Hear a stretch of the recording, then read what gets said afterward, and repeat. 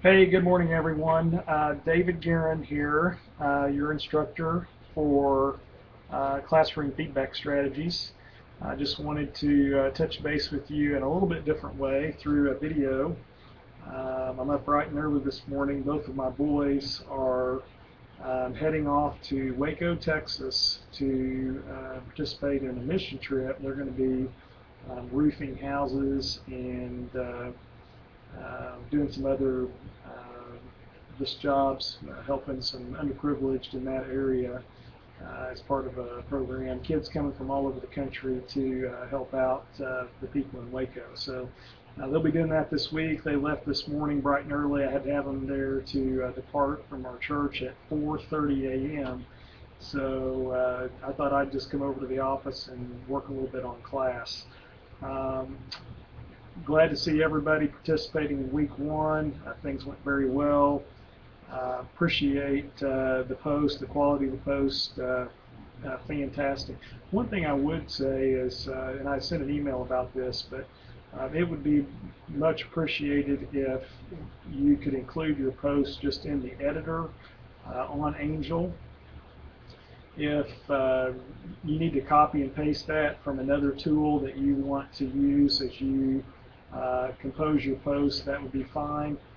But if it's in the editor and you submit it that way, then it makes it easier for me to be able to assess on my end with the grading tool.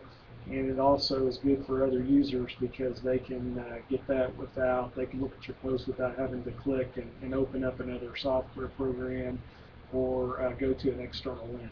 So we'd appreciate it if everybody could work on that. Great quality of posts. I really enjoyed reading through those. I did provide feedback. You should be able to find that feedback in the grade book.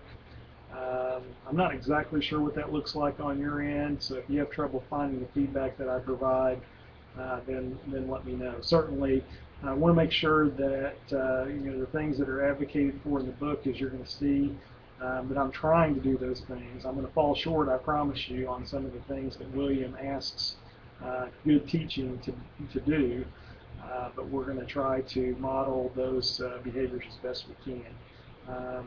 Clear expectations, that's obviously important, and also good feedback. Just want to make one comment about some of the posts. Several of you talked about the difference between education and training this last week. Very good explanations.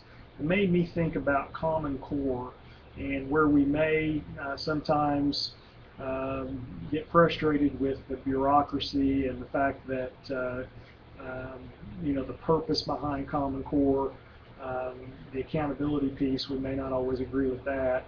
I think a lot of the intent behind the Common Core does fit with educating our students, making them better thinkers, making them better able to apply their knowledge to new situations. And I think it was Miranda, yeah, I've got it right here. She quoted William and said, "We need to produce people who know how to act when they're faced with situations for which they were not specifically prepared. This is what our jobs now require." And then she said, let's see here, I lost it.